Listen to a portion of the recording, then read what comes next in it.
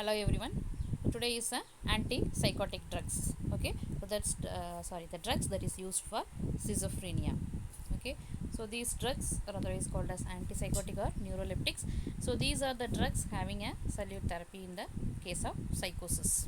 Okay, so coming to classification, so the main classification of antipsychotic drugs are phenothiazines, butyrophenones, thiazoxanthines, other heterocyclics, and atypical antipsychotics. Okay, so coming to phenothiazines, it is again classified into aliphatic side chain, piperidine side chain, and piperazine side chain. So coming to aliphatic side chain, so you can have chlorpromazine and trifluopromazine. Piperidine side chain, you can have thioridazine.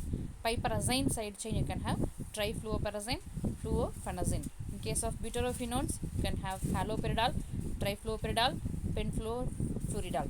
Okay, so thioxanthines, you can have flufenthixol. Other heterocyclics, pimoside and loxazepine. Next, atypical antipsychotics, you can have clozapine, risperidone, olanzapine, quetiapine, aripiprazole, ziprasidone, and amiosulfide and zotipine. Okay, so these are all the classification of antipsychotics, and these are all the major structures, that is chlorpromazine, thioridazine, and trifluoperazine. So I think you have seen these in your medicinal chemistry.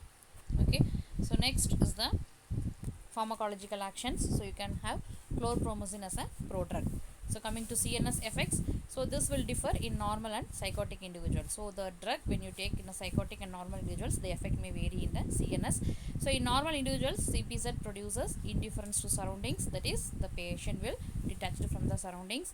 Paucity, that is he will be there won't be any thoughts in the mind. Psychomotor slowing, emotional quickening, reduction in initiative, and tendency to go off to sleep, from which the subject is easily arousable. So there will be spontaneous movements will be minimized. This has been referred to as neuroleptic syndrome, and it is quite different from the sedative action of barbiturates and other drugs. So according to typical antipsychotics which exert chlorpromazine like action, it have potent dopamine D2 receptor blocking property, and it will produce extrapyramidal motor side effects. So extrapyramidal effect, I think in the HAP you have seen. So the nerves, the spinal nerves that is crossing the decussation of pyramids, it is called as pyramidal nerves, and the nerves that is not crossing, that is directly coming outside from the brain without crossing the decussation, it is called as extrapyramidal nerves. So the effects are perceived as neutral or unpleasant by most normal individuals. So in a psychotic, chlorpromazine reduces the irrational behavior, agitation, and aggressiveness, and controls the psychotic symptoms. So disturbed thought and behavior are gradually normalized. Anxiety will be relieved. Hyperactivity, hallucinations, and delusions are suppressed. All phenothiazines, thiazoxanthines, and butyrophenones have the same antipsychotic efficacy, but potency will differ in terms of equi-effective doses. Okay. Then next, the sedative action effect is produced promptly, while antipsychotic effect that takes weeks to develop. Okay. So before this antipsychotic effect develops, sedative effect will start immediately. So moreover, tolerance develops to the sedation but not to the antipsychotic effect. Thus the two appear to be independent in action. So coming to mechanism of action, all antipsychotics except clozapine, that is atypical ones, have potent dopamine D2 receptor blocking action. So antipsychotic potency has shown good correlation with their capacity to bind to D2 receptors, that is dopamine receptors. So blockage of dopaminergic projections to the temporal and prefrontal areas constitute the limbic system, and in mesocortical areas is probably responsible for the antipsychotic action. So this contention is strengthened by the observation that drugs which increases the dopamine activity, that is amphetamines, levodopa, and bromocriptine, so these are all CNS stimulants, induce or exacerbate the schizophrenia. Next, a dopamine theory of schizophrenia has been propounded, envisaging dopamine overactivity in limbic area to be responsible for the disorder. So accordingly, blockage of dopamine overactivity in the limbic area produces the antipsychotic effect, while that in the basal ganglia produces the Parkinsonian adverse effects. So the delayed onset of these effects may be explained by initial adaptive increasing on the firing of dopamine neurons and dopamine turnover, which gradually subsides, and a state of persistent inactivation increases as drug is continued. So corresponding to emergence of therapeutic effect as well as the extrapyramidal side effects. So however, dopamine overactivity in the limbic area is not only the abnormality of schizophrenia, other monoaminergic, that is 5-hydroxytryptamine, as well as amino acid, that is glutamate, neurotransmitter systems may also be affected by these type of drugs. The next is the ANS. Neuroleptics have varying degree of alpha adrenergic blocking activity, which may be graded. So chlorpromazine, which is equal to trifluopromazine, which is equal to thioridazine, that is the FX. So which will be more than clozapine, which will be more than flufenazine, which will be more than haloperidol, which will be more than trifluoperazine and pimozine. Okay, so that is more potent compounds have lesser alpha blocking activity.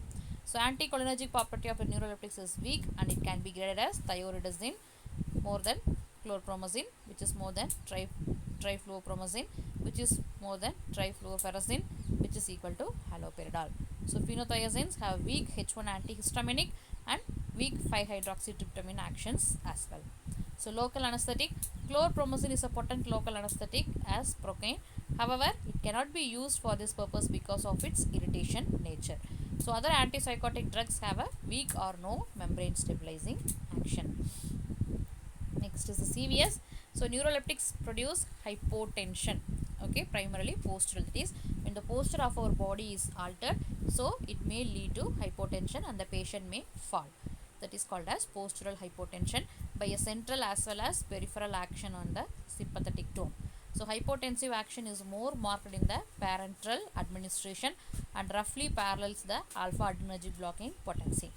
Hypotension is not prominent in the psychotic patients but is attenuated in the hypovolemic, that is increased in the hypovolemic patients. So partial tolerance to the hypotensive action develops after chronic use. Reflex tachycardia accompanies the hypotension. Then next, high doses of CPZ will directly depress the heart and produces ECG changes, that is there will be QT, that is QT interval will be prolonged and there will be suppression of T waves. Chlorpromazine exerts some antiarrhythmic action probably due to membrane stabilization. So arrhythmia may occur in case of overdosage, especially with thioridazine. Skeletal muscles. So neuroleptics have no direct effect on muscle fibers or neuromuscular transmission. So however, they reduce certain types of spasticity, that is spasm. The site of action being the basal ganglia or medulla oblongata. So spinal reflexes are not usually affected. Okay. The next is the endocrine glands. So neuroleptics consistently increases the prolactin release by blocking the inhibitory action of dopamine on the pituitary lactotropes. This may result in galactaria and gynecomastia. Galactaria means increased blood galactose level and gynecomastia means breast development in the males. So they reduces the gonadotrophin secretion, but amenorrhea, that is absence of menstrual cycle, and infertility can occur occasionally.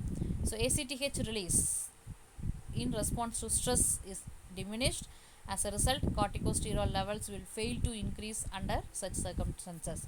So release of growth hormone is also reduced, but this is not sufficient to cause growth retardation in the children or to be beneficial in acromegaly.